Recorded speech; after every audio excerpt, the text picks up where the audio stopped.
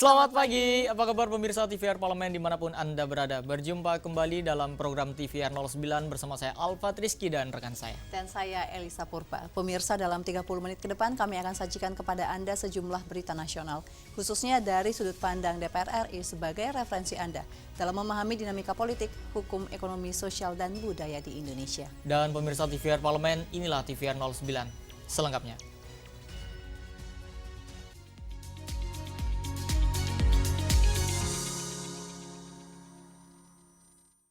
Pemirsa, Badan Akuntabilitas Keuangan Negara DPR RI dorong pemerintah segera memperbaiki sistem digitalisasi pembagian dana guna mengatasi pengelolaan anggaran Provinsi Jawa Barat yang masih dihadapkan pada berbagai kendala fiskal, mulai dari piutang antara BUMD dan BUMN hingga keterlambatan dana bagi hasil.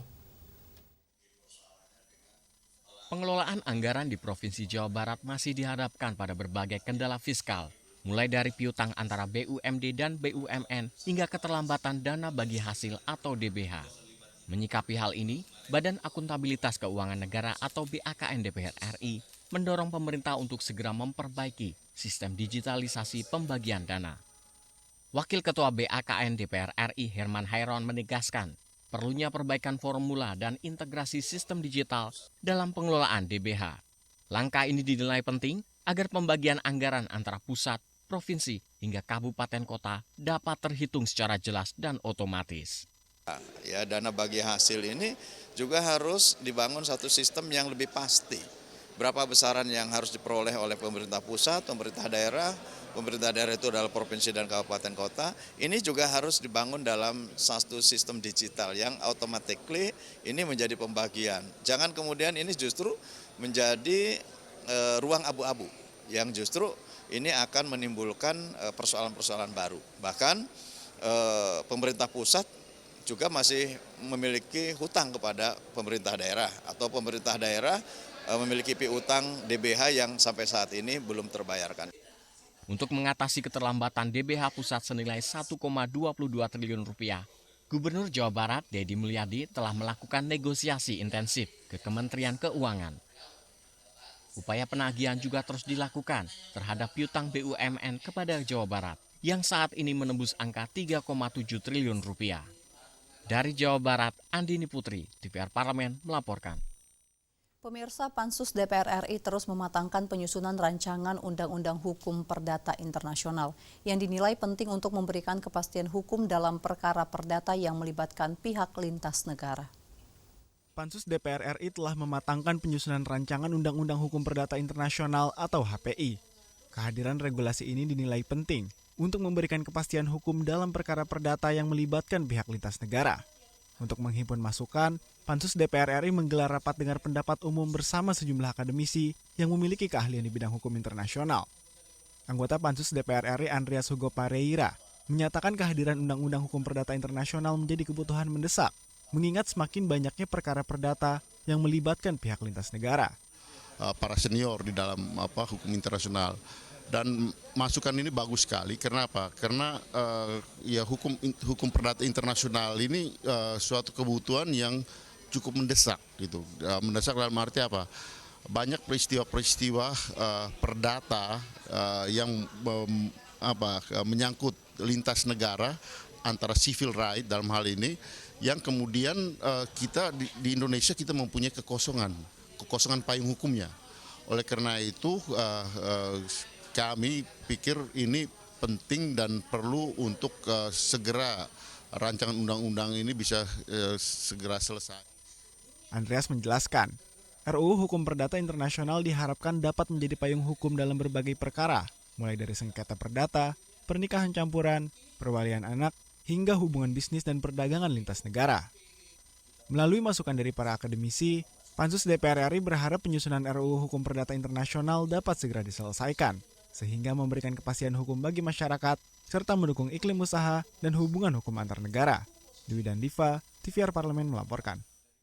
Pemirsa, target pertumbuhan ekonomi nasional sebesar 8% merupakan target yang ambisius, sehingga memerlukan langkah konkret serta sinergi kuat antar lembaga untuk mencapainya. Dan informasi selengkapnya kami hadirkan usai jeda, tetaplah di TVR 09.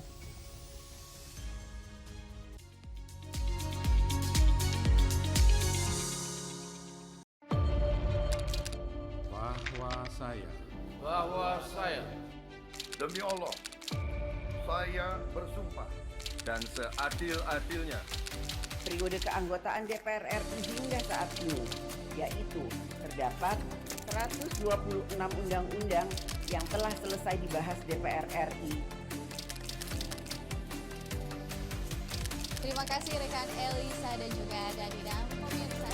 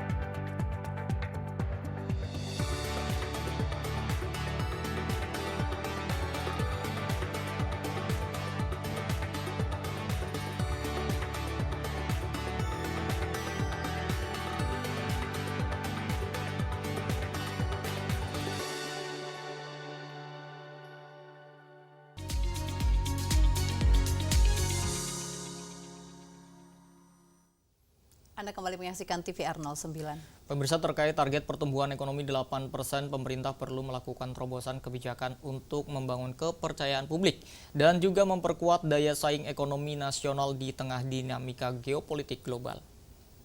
Anggota Komisi 7 DPR RI Novita Hardini menilai target pertumbuhan ekonomi nasional sebesar 8% merupakan target yang ambisius, sehingga memerlukan langkah konkret serta sinergi kuat antar lembaga untuk mencapainya. Menurut Novita, pemerintah perlu menyelesaikan berbagai persoalan internal yang masih menjadi hambatan pertumbuhan ekonomi, mulai dari kepastian hukum, perbaikan iklim investasi, hingga peningkatan kualitas sumber daya manusia. Selain itu, pemerintah dinilai perlu melakukan terobosan kebijakan untuk membangun kepercayaan publik serta memperkuat daya saing ekonomi nasional di tengah dinamika geopolitik global. Sejumlah tantangan yang masih dihadapi antara lain perubahan regulasi yang kerap terjadi, praktik pungutan liar, tingginya biaya logistik, serta kualitas sumber daya manusia yang belum sepenuhnya sesuai dengan kebutuhan industri.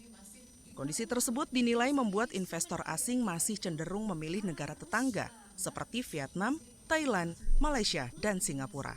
Langkah pertama yang dilakukan pemerintah adalah satu, memperjelas posisi Indonesia ini sebenarnya di mana ini di mata dunia. Kemudian kedua, apa langkah-langkah strategis yang konkret untuk bisa menyelamatkan ekonomi nasional dari gempuran-gempuran geopolitik yang ada. Ya kita tahu bahwa kita pangannya sangat kaya sekali gitu ya. Tapi dengan pangan yang kaya ini apakah pemerintah sudah mendengar di akar rumput adanya masalah-masalah keterbatasan pupuk yang langka?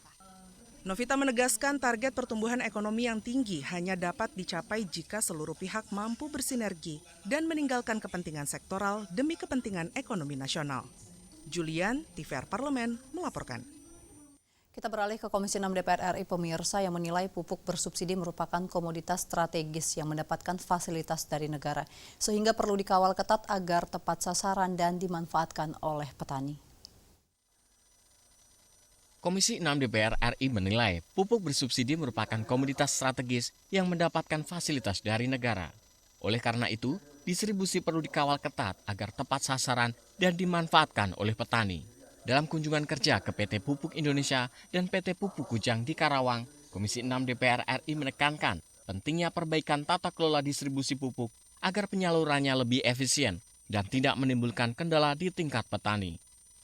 Anggota Komisi 6 DPR RI Budi Sulistiono alias Kanang mengingatkan, distribusi pupuk non-subsidi melalui skema market to market tidak menjadi persoalan selama berjalan sesuai mekanisme pasar. Namun, untuk pupuk bersubsidi, pengawasan dan legalitas harus diperketat, mengingat produk tersebut mendapatkan fasilitas dari negara. Ini dari market to market ada beberapa yang masukan tentang dari industri atau dari PI itu langsung kepada market. Nah, ini tentu saja banyak yang digunakan yang di luar subsidi. Ya, ini nggak ada masalah kalau menurut saya, market to market. Nah, cuman kalau subsidi memang harus ada pengawasan, ada pendaftaran, ada legalitas yang jelas.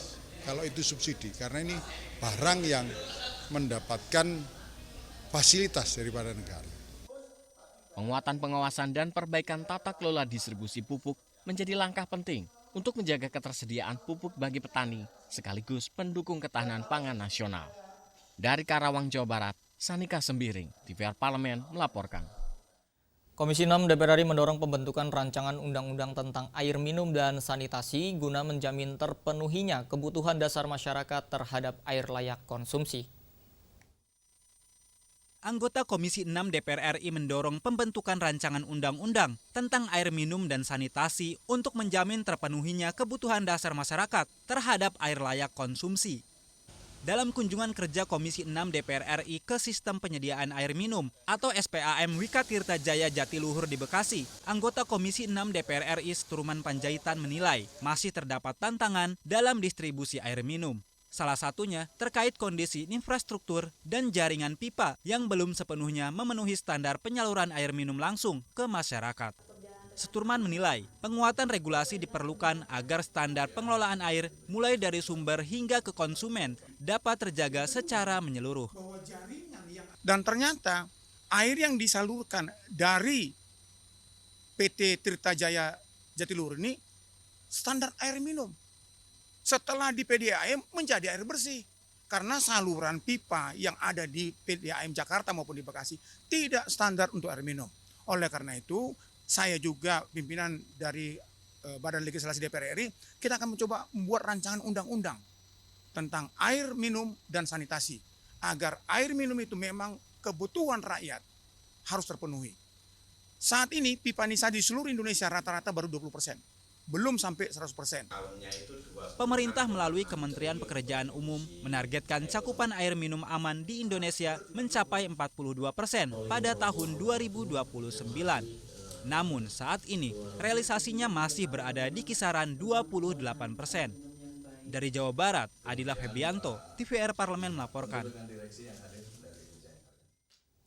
Pemirsa, DPR RI menegaskan komitmennya dalam mendorong penguatan tata kelola pesantren sebagai bagian penting dari sistem pendidikan nasional. Tidak hanya menjadi pusat pembentukan karakter dan nilai keagamaan, pesantren juga merupakan pilar pemberdayaan masyarakat yang harus didukung dengan regulasi yang akuntabel dan berkelanjutan. Pemirsa, informasi selengkapnya kami hadirkan sesaat lagi, tetaplah di TVR 09.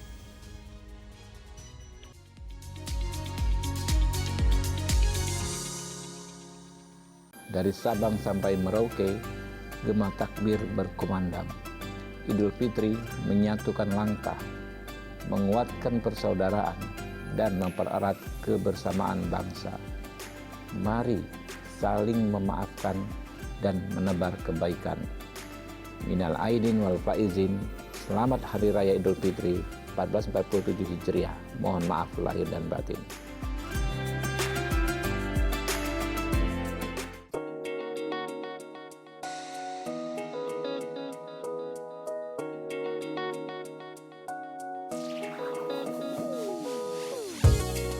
Kehadiran mereka tidak hanya mewakili suara perempuan, tetapi juga membawa perspektif yang beragam serta pengalaman hidup yang unik ke dalam proses pembuatan kebijakan. Saksikan Perempuan Parlemen hanya di TVR Parlemen.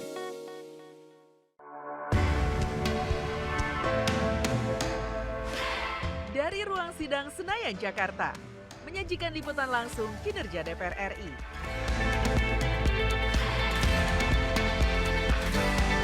Dialog mendalam, investigasi, dan profil wakil rakyat. TVR Parlemen kini hadir 24 jam.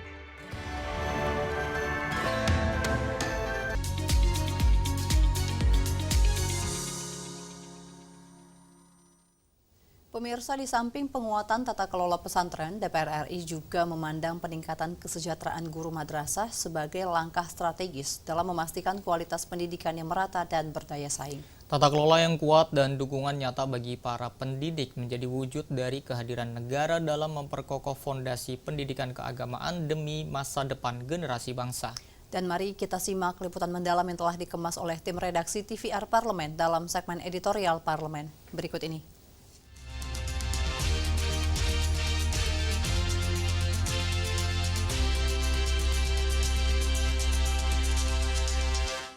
Pesantren dan madrasah menjadi bagian penting dalam sistem pendidikan nasional. Lembaga ini berperan dalam membentuk karakter dan moral generasi muda. Namun demikian, pengelolaannya masih menghadapi tantangan, mulai dari keterbatasan anggaran, status kelembagaan, hingga sarana dan sumber daya manusia. Di Kabupaten Majalengka, terdapat sekitar 140 pondok pesantren yang memerlukan dukungan berkelanjutan. Kondisi tersebut menegaskan pentingnya penguatan tata kelola pendidikan keagamaan secara komprehensif dan terstruktur. Dalam kunjungan kerja ke pesantren Al-Mizan Majalengka, Komisi 8 DPR RI menegaskan komitmennya untuk mendorong peningkatan dukungan negara terhadap pesantren dan madrasah.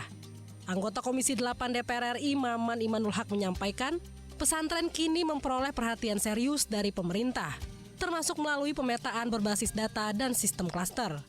Menurutnya, validitas dan akurasi data menjadi faktor kunci dalam memastikan penyaluran bantuan yang tepat sasaran, baik dalam bentuk dukungan anggaran, pendampingan manajemen, maupun perbaikan infrastruktur.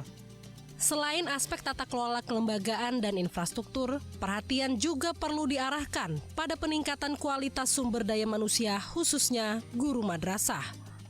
Pesantren mendapat perhatian serius dari Pak Prabowo, mulai kita membuat semacam klaster mana pesantren yang di atas 5.000, mana yang 2.000, mana yang 1.000, mana yang 500, lalu umurnya. Nah dari sana kita akan mendapatkan mana pesantren yang mendapatkan bantuan, tapi ada pesantren yang hanya mendapatkan pendampingan. Salah satunya adalah pendampingan pembangunan struktur bangunan. Teman-teman PUPera telah turun, lalu juga beberapa kementerian telah turun. Saya yakin akan ada perbaikan ke depan. Dan di Komisi 8, data pesantren menjadi kata kunci untuk mereka mendapatkan akses dari pemerintah. Dirjen Pesantren akan segera diresmikan. Perkumpulan Guru Madrasah Indonesia menyampaikan aspirasi agar guru madrasah swasta diangkat menjadi P3K. Terdapat sekitar 630.000 guru madrasah swasta di Indonesia. Sebagian masih menerima honor Rp300.000 hingga Rp500.000 per bulan. Kondisi tersebut dinilai menimbulkan kesenjangan kesejahteraan. Wakil Ketua Komisi 8 DPR RI Ansori Siregar menegaskan, peningkatan mutu pendidikan harus dimulai dengan peningkatan kesejahteraan guru.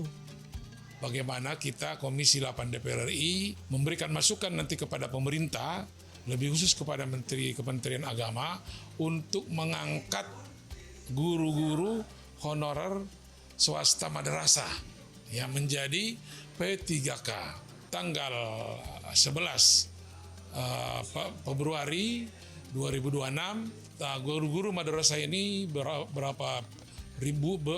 ribuan orang sudah demo di depan kantor DPR RI Senayan, dan perwakilan mereka sudah diterima oleh pimpinan DPR dan pimpinan Komisi 8 DPR RI. Komisi 8 DPR RI berkomitmen terus mengawal aspirasi tersebut melalui komunikasi dan koordinasi dengan Kementerian Agama serta Kementerian Keuangan. Langkah ini memerlukan kajian menyeluruh, mengingat implikasi anggaran yang signifikan dan kebutuhan penyesuaian regulasi. Sejalan dengan itu, anggota Komisi 8 DPR RI Ina Amania menekankan pentingnya dasar hukum yang kuat dalam proses pengangkatan guru honorer menjadi P3K agar kebijakan yang diambil memiliki legitimasi dan keberlanjutan. kita semua yang ada di Komisi 8 ingin memperjuangkan berdasarkan undang-undang. Karena tanpa undang-undang P3K atau ASN dari madrasah itu tidak mungkin akan terjadi karena sesuai dengan undang-undang Kemendiknas yang mempunyai hak untuk itu gitu. Oleh sebab itu tadi suasana kebatinan para guru-guru madrasah perlu kita perjuangkan. Sebagai bagian dari sistem pendidikan nasional, pesantren dan madrasah memerlukan dukungan kebijakan yang konsisten dan berkelanjutan. Dengan tata kelola yang semakin tertata dan perhatian terhadap kesejahteraan guru yang semakin diperkuat, diharapkan pendidikan keagamaan dapat terus berkontribusi dalam membangun sumber daya manusia Indonesia yang berkarakter, berintegritas, dan berdaya saing. Dari Kabupaten Majalengka, Jawa Barat, Hilman Hidayat, TVR Parlemen melaporkan.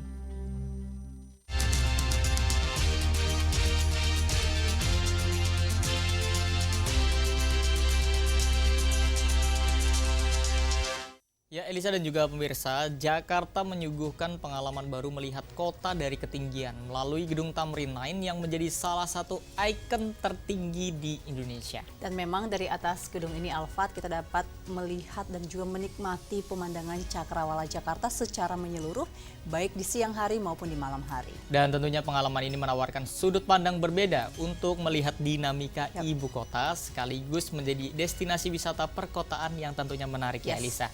Dan pemirsa, tentunya kami hadirkan informasinya sesaat lagi. Tetaplah di TVR 09.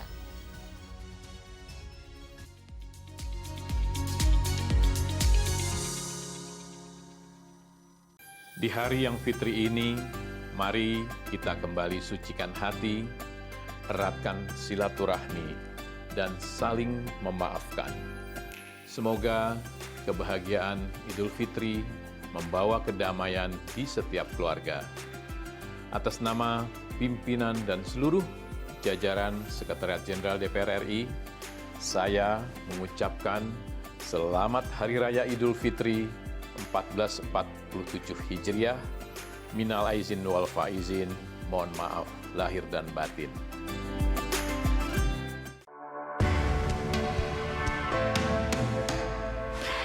Dari ruang sidang Senayan, Jakarta, menyajikan liputan langsung kinerja DPR RI.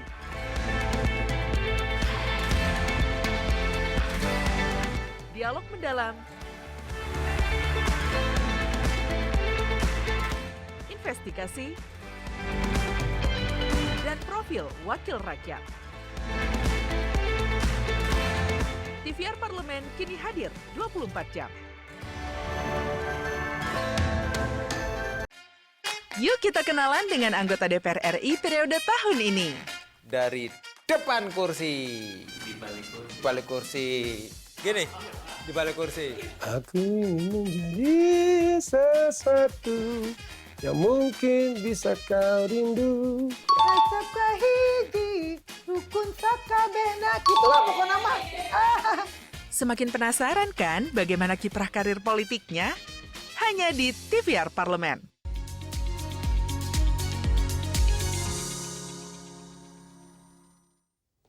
Pemirsa, dari ketinggian ratusan meter di Tamrin 9, gedung-gedung pencakar langit, jalanan padat hingga landscape kota dapat terlihat dengan jelas dan juga menakjubkan. Dan tentunya kehadiran Tamrin 9 ini menjadi simbol kemajuan kota Jakarta sekaligus memberikan pengalaman wisata yang modern dan juga berkelas. Dan tanpa berlama-lama, mari bersama kita saksikan Jakarta dari atas gedung Tamrin 9 dalam segmen Intips, informasi dan tips untuk Anda.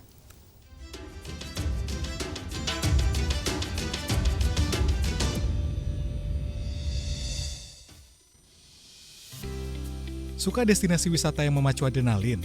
Up at Tamrin 9, gedung pencakar langit di Jakarta, kini disulap menjadi tempat hangout yang cocok untuk kamu yang suka ketinggian. Up at Tamrin 9 Jakarta tercatat memiliki tinggi 385 meter dan digadang-gadang melebihi tinggi Empire State Building di New York. Tak hanya berfungsi sebagai gedung perkantoran, Up at Tamrin 9 kini menjelma menjadi destinasi wisata urban estetik dengan pemandangan 360 derajat ibu kota Jakarta. Pencakar langit tertinggi di Indonesia. Up at Tamrin 9 berlokasi di Autograph Tower, Jakarta Pusat. Gedung ini berada di jantung kota, tepatnya di Kompleks Tamrin 9 yang tak jauh dari Bundaran HI. Dari sini, pengunjung dapat menyaksikan pemandangan kota Jakarta 360 derajat dari lantai 99 hingga puncak gedung yang berada di lantai 109. Perjalanan menuju lantai 99. Perjalanan wisata dimulai dari lantai 2 sebagai area pembelian tiket. Setelah itu, pengunjung akan diajak naik menggunakan lift super cepat selama kurang lebih 40 detik. Sesampainya di lantai 99, pengunjung akan memasuki ruang imersif yang berisi video interaktif tentang Jakarta di seluruh dinding ruangan. Kisah perkembangan ibu kota disajikan dalam format visual yang hidup dan memikat. Sensasi berdiri di puncak Jakarta. Usai menikmati pertunjukan visual, petualangan berlanjut ke lantai 106 atau Sky Garden. Di titik ini, pengunjung dapat melangkah di atas lantai kaca transparan sambil melihat langsung hamparan kota Jakarta dari ketinggian. Sensasi mendebarkan dan menakjubkan terasa begitu nyata, memacu adrenalin sekaligus menghadirkan kagum pada wajah ibu kota. Upswing, ayunan ekstrim pemacu adrenalin. Tak hanya menikmati pemandangan, di lantai ini pengunjung juga dapat menjajal upswing, wahana ayunan ekstrim dari ketinggian yang siap memacu adrenalin. Wahana ini dibanderol seharga Rp75.000 saat akhir pekan, dengan durasi permainan selama kurang lebih 3 menit. Ayo, siapa berani? Tips berkunjung agar lebih aman dan nyaman. Karena sebagian besar area berada di ruang terbuka, pengunjung disarankan mengenakan pakaian hangat dan nyaman. Waktu terbaik mengunjungi Up at Tamrin Night adalah sore hari menjelang matahari terbenam. Sinar senja yang hangat berpadu dengan nyala lampu kota Jakarta menciptakan panorama urban yang magis. Bagi pecinta wisata perkotaan, penggemar fotografi, atau siapapun yang ingin melihat wajah Jakarta dari sudut pandang yang berbeda, Up at Tamrin Night menjadi pilihan destinasi baru yang wajib dikunjungi saat liburan. Menikmati Jakarta dari langit ibu kota.